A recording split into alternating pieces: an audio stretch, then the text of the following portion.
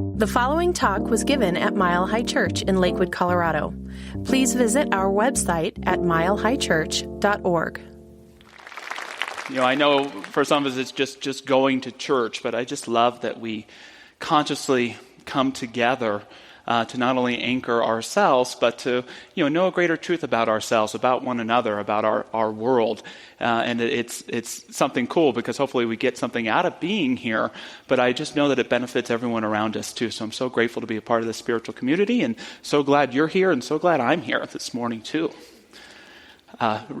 Richard Feynman was probably one of the greatest minds of the last century. He was a famous physicist. He worked on the atomic bomb, won a Nobel Prize, and he shares a story, or he shared a story often about a way his father taught him that got him into becoming a scientist. His father used to take him on nature walks through the mountains, and one day he wasn't with his dad, he was with another boy, and they're walking along, and the boy says, "Hey, do you know what kind of bird that is over there?"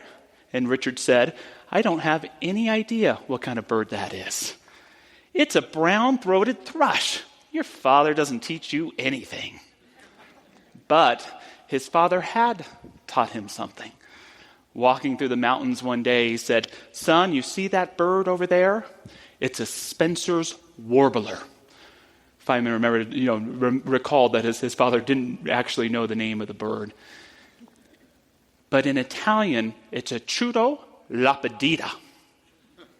And in Portuguese, it's a Bom da Paeira. In Chinese, it's a Chung Long To. And in Japanese, it's a Katano Takeda. And he went on to share with his son, "You can know the name of that bird in all the languages of the world. But when you're finished, you'll know absolutely nothing whatever about the bird. You'll only know about humans in different places and what they call the bird. So let's look at the bird and see what it's doing. That's what counts." And it's an inspiring story to me, a good reminder that I always have a choice to live in my constructed reality of things, to approach life from a place of know-it-allness, or to approach life with that humility, that willingness to learn, to not know.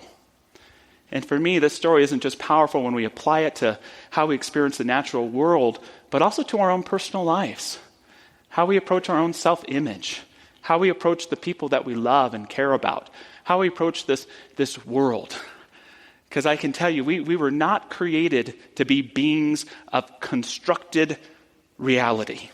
We were created to be beings of infinite possibility. And we can't reach that possibility if we're so sure about everything before us. I find that that's happened in my relationships through my life. And, as many of you know me, we're about to welcome a new baby into our family. Little Nancy June is about 4 or 5 weeks away. And I'm definitely prepared to approach that from a way of not knowing and learning as I go. But an area where it's been harder is with our teenage son. Our son just started high school. And it's so difficult not to want to force him to be the child that he was. To have that consciousness to hold the space for him to be the young man that he's becoming. Because I know him so well. I know the cartoons he likes to watch. I know what kind of cereal he likes to eat. I know what he loves to do. I know he loves to spend time with his parents. Think again. It's a new day. But isn't that beautiful? Aren't the most precious people in our lives those that hold us to the present and not the past? Isn't that the greatest gift we can sometimes give another, is to hold someone to who they can be in the present? Always remember their essence, but to allow them to express in a new way.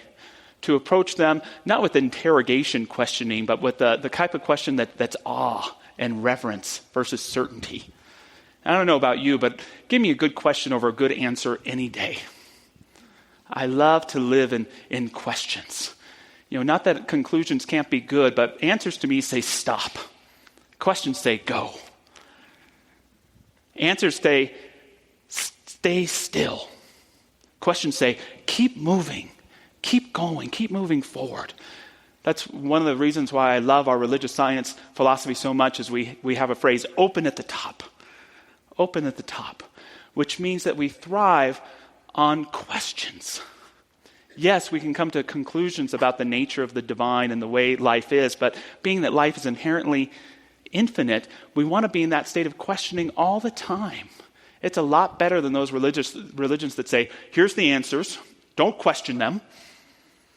Don't question anything and live your whole life with a smug sense of certainty, right?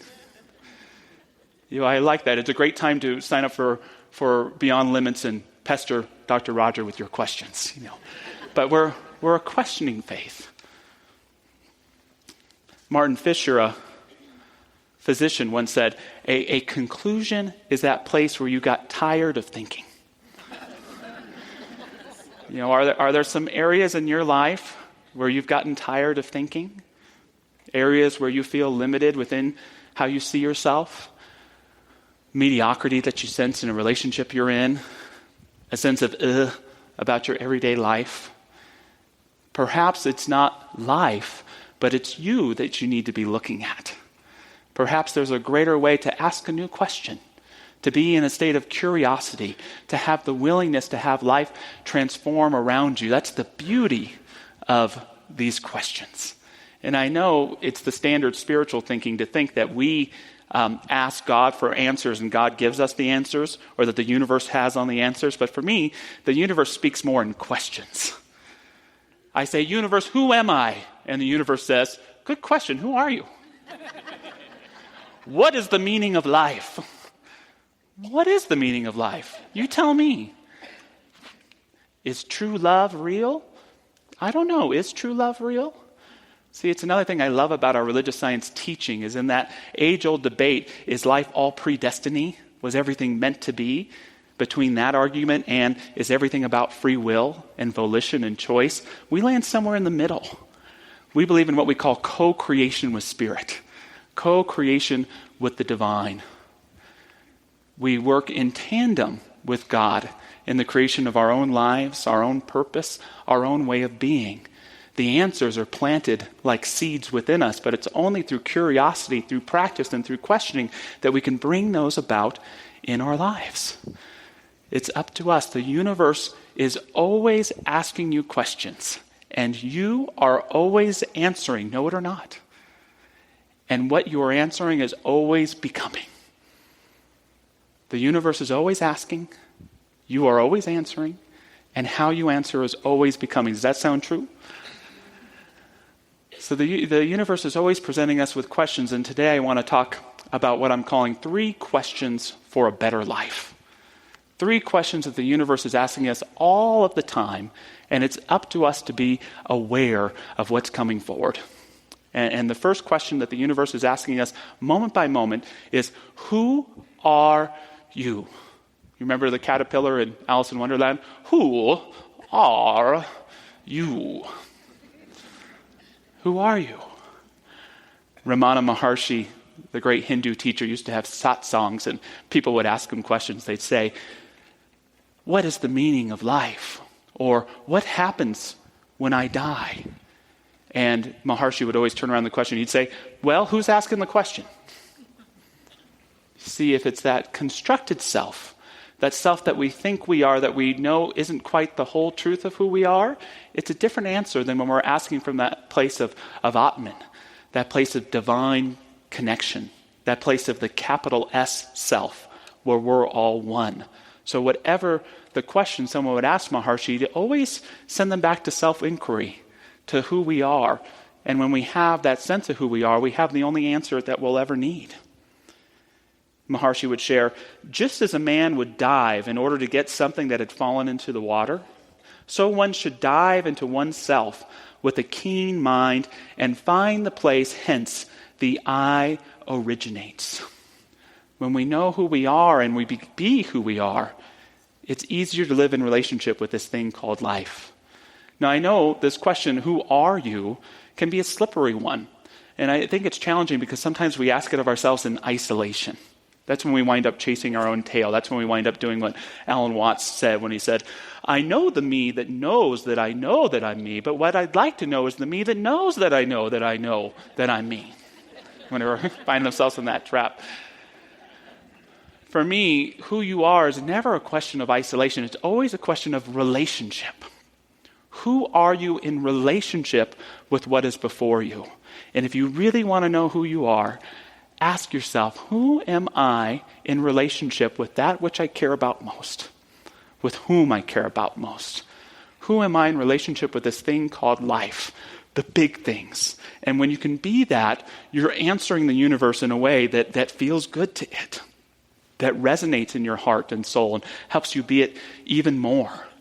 When I know I'm answering the question incorrectly, who am I? It's when I'm living down to things that aren't me. When who I am is being a jerk in relationship with someone who's being a jerk to me.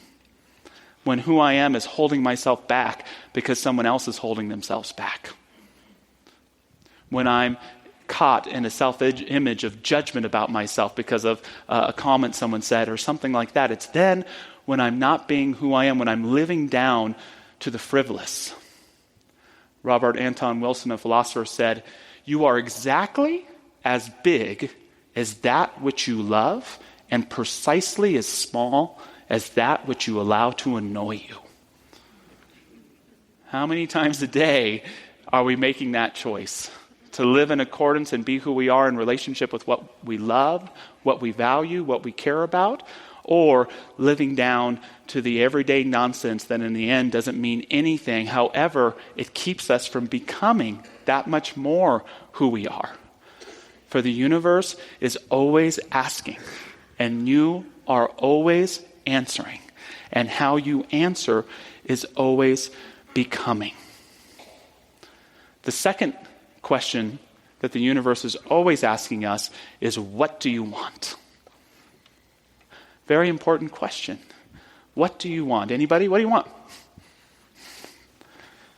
Chocolate chip ice cream, oneness, life. What do you want? And it's interesting because we live in such a materialistic society, and yet so many people struggle to really know what they want, much less to ask for what they want, much less to really receive what they want. But the universe is always wanting to know because it wants to co-create with us that life of our vision, that life that's in our heart to become. But we struggle sometimes. How many of you have been in a relationship where you've had the following happen perhaps several times? So, sweetheart, what would you like for dinner tonight? Oh, I don't know. Whatever you want's fine. Well, how about Mexican food? Mexican food sounds good. Nah. Not Mexican food. Well, what do you want? Oh, I don't know. Whatever you choose is fine. Even if you want Mexican, I'll find something on the menu that I can order. Well, there's a new Thai place that opened up down the street. How's that? Oh, I guess that'll be fine. An hour later, you're looking up from your green curry and there's a look of disappointment on your partner's face. What's the matter? I think I really wanted Italian. You know? It's a silly example, but can it be an everyday one? You know, when you don't know what you want, you're kind of living in accordance with what someone else wants. You know, just like when you're not living your own life, someone else is living it for you. Just like when you're not thinking for yourself, someone else is thinking for you. Life wants us to know who we are and to know what we want and to be it. Doesn't mean you always get what you want. That's why in our teaching we say this or something better. You know, I want Brad Pitt and an unlimited shopping spree. You know, that or something better. You know, you never know what's gonna come up for you. But we have to learn that there's nothing selfish about knowing what you want. There's nothing greedy about asking for what you want. You're not taking away from anyone else's good when you embrace and receive what you want. That's what we were made to do, to have that clarity. And yes, we have to compromise. And yes, it never always works out the exact way that we wanted it to. But it doesn't mean that we shouldn't know what we want. And you can't get what you want until you know what it is. And you may have what you want and have no idea that you have it because you haven't taken the time to articulate what it is that you want, to receive it. Amanda Owens wrote a book called The Power of Receiving, and she talks about seeing a woman on the news after Hurricane Katrina, really struggling. She was upset, but not for the reason you would think. Her despair was due to having to receive help. A proud woman who had worked 2 jobs for most of her adult life, she had never taken handouts from anybody, and her shame was apparent by her inability to look at the interviewer, by her downcast eyes. Her story is not unusual, although most of us are not run out of town by a flood. More familiar scenarios are an empty nest, a loved one's death, a lost job, the onset of a health crisis or aging that brings a loss of independence and mobility. Whatever it may be, you have the right to know what you want, to ask for it, and to receive as much of it as possible. I like how Dr. Roger calls it, he says, no private good. That when we embrace and know our own good, it doesn't just benefit us, but everybody. And that's part of the richness of being. But sometimes we've stepped away from that. I had a great mentor and father figure in my life named Alan. And Alan looked at me when I was a teenager one day and I was struggling, and he said, Josh, you know what? No one does what they don't want to do. No one does what they don't want to do. Everyone does what they want to do. And I think I said something like, what the hell are you talking about? And then he explained it to me. He said, that homework that you don't want to do, well, you want to get good grades, don't you? So you do want to do it. That job that you don't like going to, that you think is crummy, you want to make money, don't you? So you want to do it. And it always helped me, and I'm sure there's exceptions, but there's something about living life, even if there's things I don't like doing, that I have a special ownership of when I claim that I want to do it. Because I'm building a greater vision for my life, because I'm wanting to demonstrate something better and meaningful as opposed to living on someone else's schedules, being a possession of somebody else's. I can own my life that way when even when I'm not doing what I like to do, I'm still bringing it into relationship with what I want to be. Because the universe is always asking, and we are always answering, and how we answer is always becoming. I do love what Steve Jobs said. He said, I've looked in the mirror every morning and asked myself, if today were the last day of my life, would I want to do what I'm about to do today? And whenever the answer has been no for too many days in a row, I know I need to change something. When it's no for too many days in a row, we've given our life to something or someone else. And it's time to reclaim it by knowing who we are and knowing what we want. The third question that I think the universe is always asking us, which has been the most profound in my life, I articulate it as how can you best love? How can you best love? To sit in the morning and ask myself, how can I best love my wife today? How can I best love my son? How can I best love my church? How can I best love my country? How can I best love whatever is before me? And some great ideas happen. I frame the question this way because love for me is always a center in my life. I know I'm on course, even if I'm having a challenging day or a challenging time, if I'm living from a place of love. If I'm practicing love, I'm in center with myself. And I think that's the way the universe is asking us. It's always appealing to our highest self. It's always inviting a greater expression of your depth. And this question, how can I best love right now, has been so helpful in my life. It's wonderful, just like I said, when you're in meditation, but it can also be challenging. It's something else to be in an argument with my wife and to be really mad at one another and to pause, take a deep breath and say, how can I best love my wife right now? Or to have my son royally screw up in some way and be really angry and stop and say, how can I best love my son right now? It's hard to look at the news and see something you don't like going on and to stop and take a deep breath and say, how can I best love my world right now? It's not a warm and fuzzy thing to give love. Sometimes it takes a lot of courage. It takes a lot of courage to transcend that argument. It takes a lot of courage to stop the fight and show up and be intimate, be transparent, be vulnerable. It takes a lot of courage to show up with love if you have a fear of rejection. It takes a lot of courage to stand and know the truth when you're in a situation where it seems like everybody in the world's blind to it except you. So it takes courage to ask yourself that question, how can I best love in this moment? But for me, every time I answer that question and do what I do, it works. Every time. But it takes courage. There's a story I've always loved about a single father who gets laid off from work, and he picks up his 6-year-old daughter from school, and he brings her home, and he's so upset that he just sits directly on the bed and puts his hands over his face and just starts weeping. How am I going to pay the rent? What am I going to do? How am I going to support my child? And he's so caught up in himself that he doesn't realize he's left the door open, and his little girl can see him sobbing. What a frightening experience to see your parent lose control or be in that state of sadness or loss. And he's weeping still, and a few minutes later he looks up, and there's his little girl. And what is she doing? She's holding up a little glass of tap water that she got from the sink. And in that moment, the man's tears of fear turn into tears of love and of meaning. Does the glass of tap water solve anything? No. Yet in that moment, it means everything. Because when we remember that our life is about love, about showing up for each other, even when we don't know what to do, when someone we love has lost someone they care about and we don't know how to help, when we see a situation or a struggle out there in the world and we don't know what the solution is, but we still show up.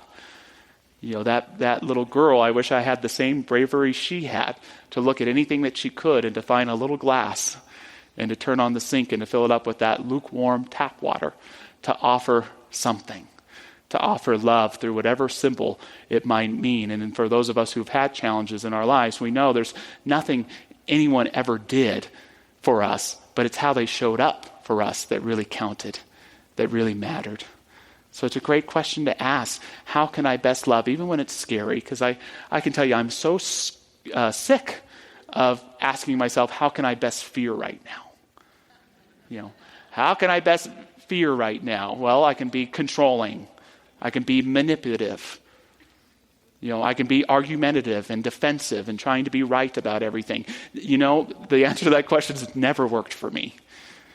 But there's always a grander question that the universe is always asking us.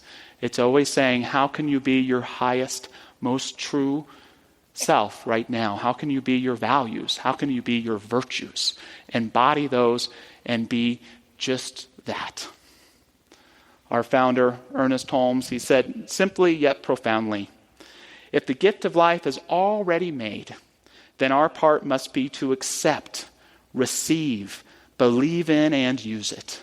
Once more, if the gift of life is already made, then our part must be to accept, receive, believe it, and use it. My friends, each of us has been given the greatest gift that could ever be given, the gift of this thing called life. We can choose to be in our own constructed realities and past ideas about it, knowing that they're limited. We can be a creature of constructed reality, or we can embrace being a creature of unlimited possibility, connected with this infinite spirit that endlessly gives itself completely to each and every one of us, and we can use it in our lives. We don't have to make up what to do with it. We just have to listen for the call of the universe around us. Who are you and who do you want to be? What do you want, and are you willing to receive it? Is love the heart of you, the heart of who you are, and are you willing to embody it, become it, and practice it in your life no matter what the experience may be? If we can know the answers to those questions and become them in our lives, we will truly receive the gift of this life and use it in a way that doesn't just bless ourselves, but everyone around us. That's how precious the gift is, and that's how blessed we are when we open and receive it. So with that, I just invite you to join me in a moment of prayer, if you'd like. And just becoming conscious of the sacred heart of life. that Sacred Heart of Life that cannot be located because its center is in all places, in all people, in all faces, in all expressions. The divine life is giving itself abundantly, infinitely, never withholding an ounce of itself, because it knows as it gives that much more abundantly. The endless wellspring of God. Knowing that this divine truth is not only right where I am, but where each of us in this room is, I know that my own work is to be receptive to that life. That I have a choice. I can reject this life. I can say no to it. I can struggle with it. I can say it's for everybody else, but not me, because I'm not worthy enough to receive it. Or I can choose to allow it to embrace me, to allow it to fill my life with its splendor, to have the courage to say, yes, I am related to something infinite. Yes, God knows who I am and why I'm here. Yes, my life has significance and meaning. And as I receive that divine life, I know it fills my being, my relationships, and blesses everyone around me. We've each been given this gift of life and can choose how to use it. So being aware of the gifts that are there, may we, like a child on Christmas Day, open up with anticipation to receive that much more, and also embrace the blessing of getting to give and share this gift. May we bring to mind any person who may be struggling in their life, any area in the world where we know there is suffering, challenges, or tragedy, and just simply know the presence of that life. That love is what it's all about, and that meaning is available for each of us who is willing to declare and embrace a higher version of ourselves. So grateful for divine good, so grateful for divine love, so grateful for divine flow. I speak my word knowing that there is a harmony that unites each of us, that reverberates through all that we do and all that we are. Say thank you, Father, Mother, God. And so it is. Amen. Thank you for listening to the Mile High Church podcast. This podcast is made possible by the generous contributions from listeners like you. If you'd like to make a donation, text 720-230-1404 or visit us at milehighchurch.org.